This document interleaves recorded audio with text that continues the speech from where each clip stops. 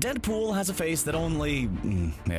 well, he has a face. Even though it might not look pretty, Deadpool's body is actually capable of more amazing feats than most people realize. Let's take a look at some of his most fantastic physical traits. I'd talk about his sparkling personality, but we don't have that much time.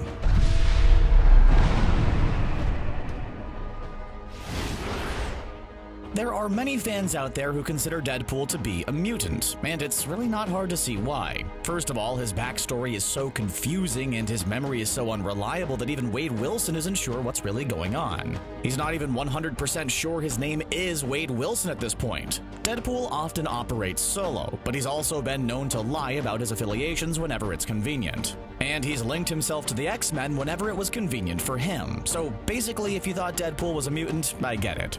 But that's not the case. Some heroes are born with incredible superpowers. Some end up with them as the result of an accident, and some get them after withstanding horrible procedures few could withstand. Guess which of those methods Lucky Deadpool went through? He became a test subject under the umbrella of the Weapon X program, an experiment which also has connections to Wolverine, who is, unlike Deadpool, an actual mutant. Deadpool received his healing factor straight from Wolverine himself, which is why we've seen him survive so many unfortunate accidents and occasionally self-inflicted injuries. Deadpool didn't survive the Weapon X program because he's a mutant. He received an ability from a mutant and, graduated from the program? In the world of Marvel Comics, mutants are a distinct species evolved from regular, boring old humans without any cool superpowers. They have the presence of an X gene, and their powers generally emerge during puberty, although some display theirs earlier. A mutated human is something else entirely. Peter Parker being bit by a radioactive spider caused his DNA to mutate, giving him superpowers but not making him a mutant.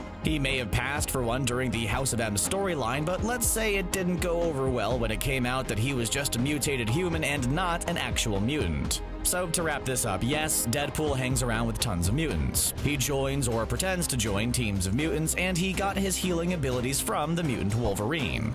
But if we're getting technical, he's not a mutant. And as we all know, being technically correct is the best kind of correct. Despite his affiliations, he's no more of a mutant than Peter Parker, Carol Danvers, or the MCU version of Wanda Maximoff, who is definitely not a mutant, since that word was forbidden in the MCU when she was introduced. Okay, we all know that Deadpool is able to walk away from ridiculously over-the-top injuries because of his incredible healing factor. If you're a comic book fan, then you probably know superpowers can be portrayed inconsistently from year to year, author to author, etc., etc. So it's kinda hard to compare how well Deadpool heals versus how much Wolverine can shrug off. But from what we've seen, it seems as though Deadpool's upper echelon of healing power is superior to that of Wolverine. And that's really saying something. His healing ability also has an impact on how his body ages. Obviously, it's hard to see the impact of time on characters in the world of a comic book, but we've seen a version of his hero from an alternate distant future. The Wade Wilson from Earth 80521 ended up trapped in a basement below a trapped skyscraper for about 800 years. You might think he would have gone a little bit crazy, or at least crazier during that time.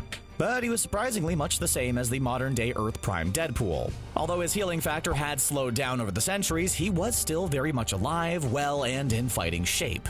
Based on this, it seems likely Deadpool's healing abilities will degrade eventually. But when we're talking hundreds and hundreds of years, well, we have plenty of time to enjoy his antics before that happens. There are also some added benefits of his healing abilities that aren't as obvious as him regrowing a limb or two. The first is that he's highly resistant to most types of poisons, and really any foreign substances. It takes a bull elephant amount of tranquilizers to bring him down, and it takes a lot to get him drunk. Because of his healing factor, he's immune to diseases and infections. Except for his cancer, which was kind of grandfathered in, but I'll talk about that a little bit later. He fares well in extreme temperatures, and not only can he heal from damage, but he's also a lot harder to hurt than the average human. Because his bones and tissues have been impacted by his ability, he's incredibly durable to both injuries and extreme temperatures. As much as we all love Deadpool, his fellow comic book characters unfortunately don't always feel the same. Most people can't help but get irritated by his constant stream of dialogue, especially those who are quite limited on patience as it is. Deadpool definitely doesn't make friends easily, so you can imagine how pleased the prickly mutant Cable was when he found himself stuck with Deadpool, quite literally. Deadpool and Cable have been trying to bring each other down since all the way back in New Mutants number 98. Even when they're not actively battling against each other, they're still not exactly BFFs. Cable provides a great straight man to Deadpool's insanity though, which is why they end up getting paired together so often. Or in the case of Cable and Deadpool, why they ended up being fused together with one another. No, I'm not talking about some kind of wacky mishap involving superglue or something. I'm talking about these two characters being fused to each other on a quantum level, with their very atoms connected to one another. And this wasn't even the only time someone else had the unfortunate opportunity to be fused with Deadpool. After an accident, Madcap fused himself to the Merc with the mouth on a molecular level. Since Madcap drives people crazy and Deadpool is already there, you can probably imagine how their little bonding experiment went. Just in case you didn't understand just how wild Wade's mind really is, consider the fact that even someone like Madcap was left emotionally damaged by his experience inside of it. There are lots of awesome things about Deadpool. He's an amazing fighter, he was once in a love triangle with Death and the Mad Titan Thanos, and he can survive just about anything life can throw at him. But the reason most of us love Deadpool so much is because of his personality. What some fans don't realize is that the Deadpool we know and love exists in no small part because of his participation of the Weapon X program, and the resulting healing factor. Just like his body is constantly healing, so is his brain, which has the definite impact on his mental state. It contributes to his unpredictable nature, which can either be a major bonus or a definite detraction. Deadpool often makes decisions quickly, and this isn't always a good thing. He's prone to random, unpredictable fits of aggressive behavior because of his healing ability's impact on his brain. Now, we've certainly seen signs that Wade Wilson wasn't the most emotionally stable, level-headed guy before he joined the Weapon X program. I'm not blaming his personality entirely on the Weapon X program, but it definitely didn't help. In fact, it seems as though it exaggerated certain aspects of his personality and demeanor, which makes sense considering it also kicked up his body's other abilities. Sometimes this isn't a bad thing, like when he came face to face with the Taskmaster.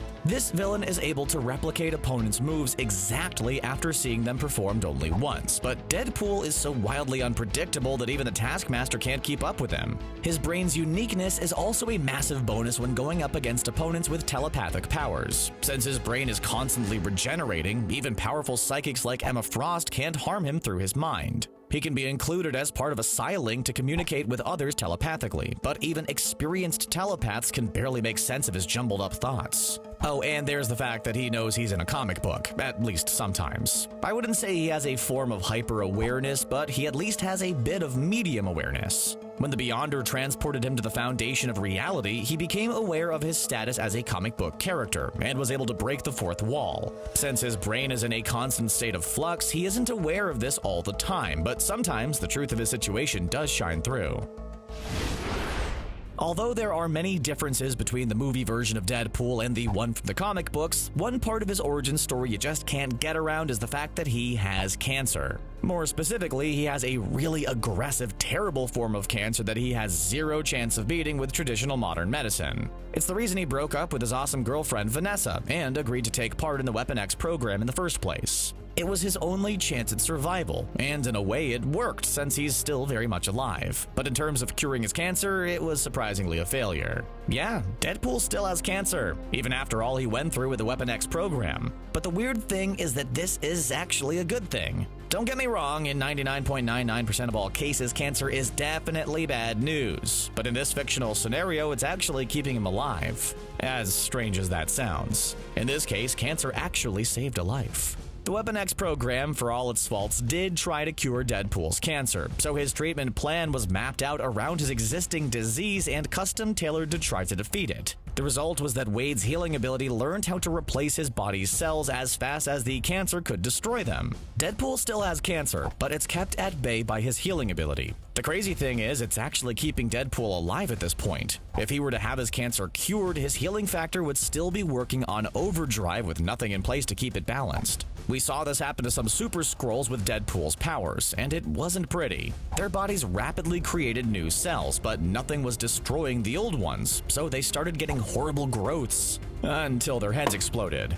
Getting cancer is definitely one of the worst things, but if you put it in perspective, it's definitely better than having your head explode, as weird as that is to think about. At least people have a chance of surviving cancer, while head explosions have a 100% mortality rate.